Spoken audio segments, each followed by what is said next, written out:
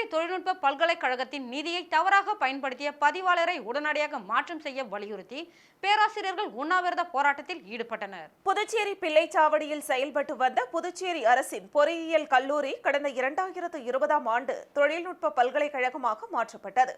அப்பொழுதே ஆட்சி மன்ற குழு அமைக்கப்படாததால் பதிவாளராக நியமிக்கப்பட்ட சிவராஜ் காலி பணியிடங்களை நிரப்பவில்லை.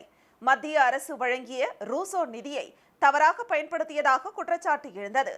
பல்கலைக்கழகத்தை வளர்ச்சி பாதையில் கொண்டு செல்லக்கூடிய அளவிற்கு திறமை இல்லாத பதிவாளரான அவரை உடனடியாக மாற்றம் செய்ய வேண்டும் என்று கோரிக்கை எழுந்தது.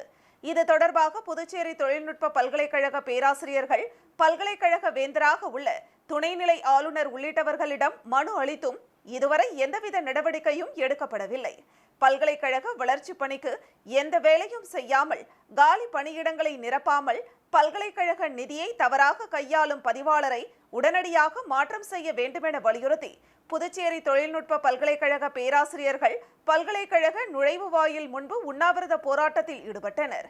பேராசிரியர் சங்கத்தின் செயலாளர் கல்பனா, துணைத் தலைவர் இளம் சேரலாதன் ஆகியோர் தலைமையில் நடைபெற்ற உண்ணாவிரத போராட்டத்தில் 100க்கும் மேற்பட்ட பேராசிரியர்களும் ஊழியர்களும் கலந்து கொண்டனர்.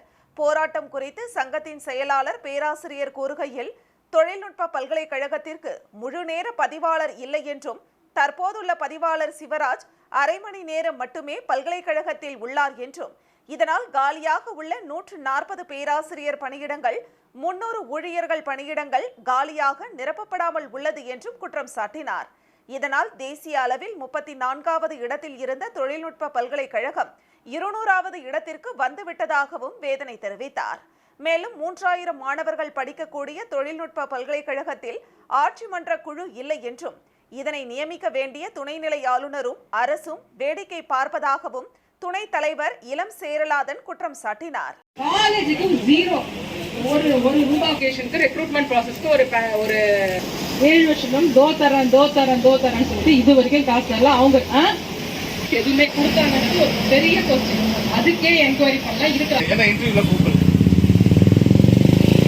என்னடா இது நம்ம இன்டர்வியூல கூப்பிடலாமா தெரியாது நான் பேசுறது நல்லா கேக்குது சார். ஓகே.